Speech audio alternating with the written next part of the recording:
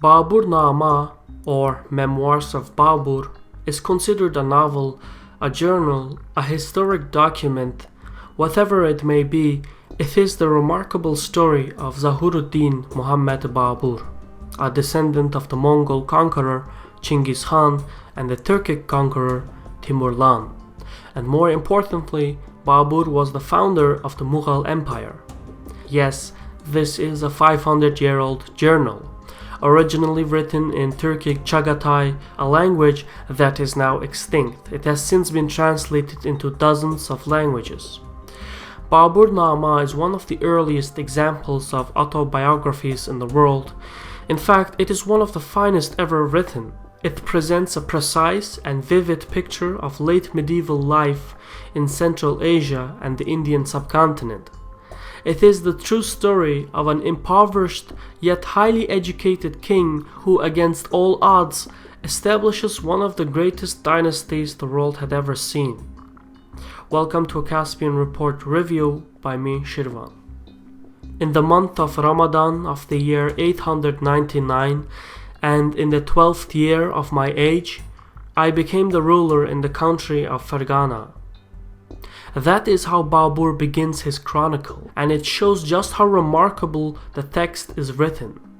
Babur then continues to explain the history, the geography, the people, the clans, the truces, and the military traditions in his realm and the region.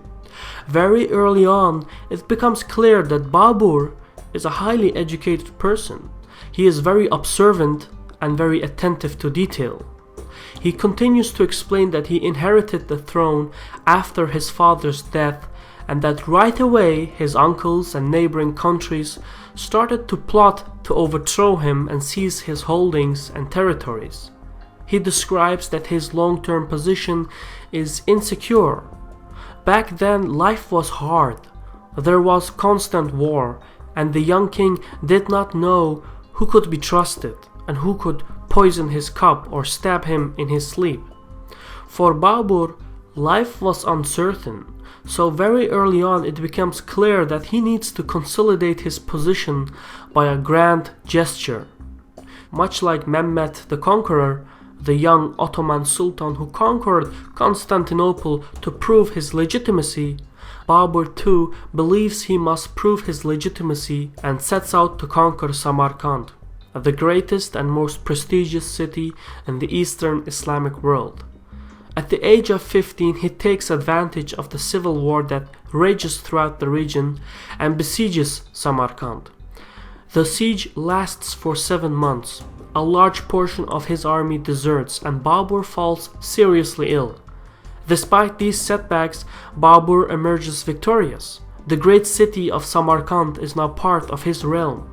But then news reaches the young king. A rebellion among the nobles has broken out in his capital in Fergana. Babur immediately gathers his troops and sets out to Fergana to recover his city.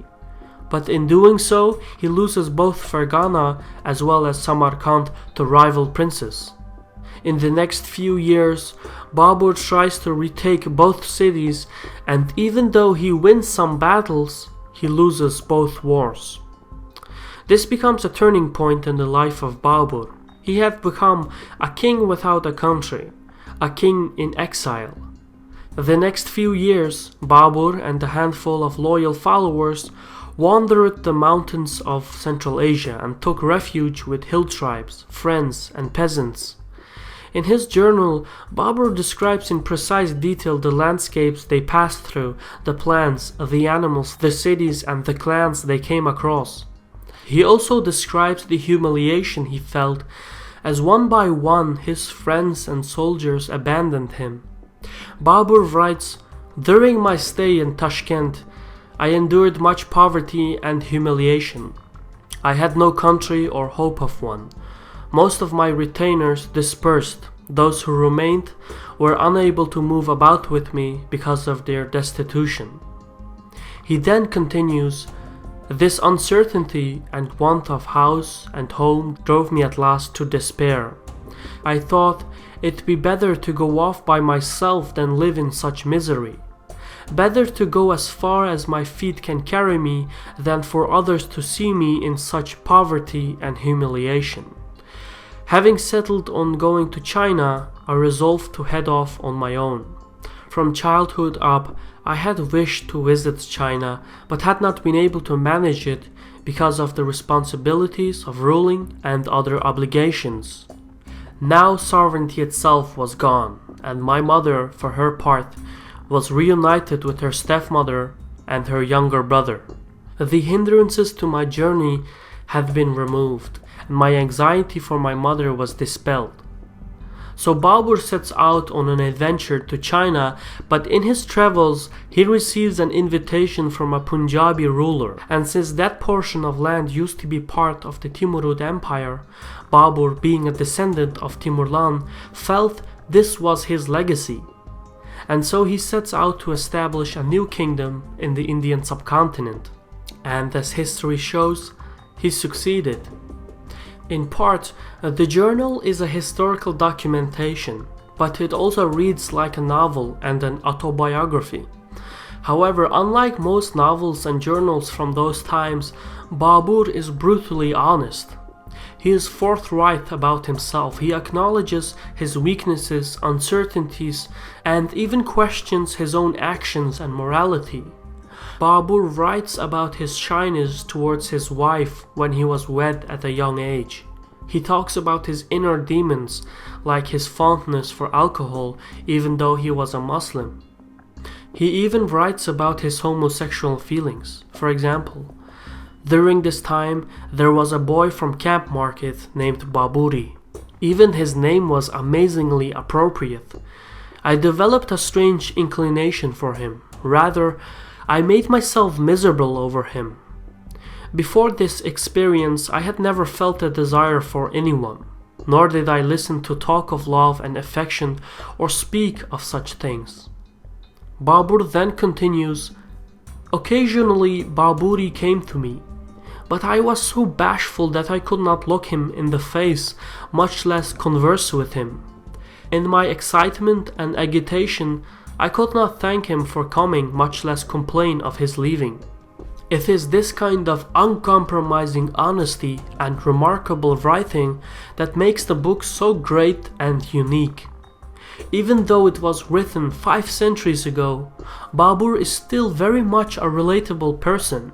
We have all experienced feelings such as disappointment, wanderlust, setbacks, shyness, uncertainty, etc. In many ways, the Memoirs of Babur remind one of Lawrence of Arabia and the fictional Daenerys Targaryen from Game of Thrones.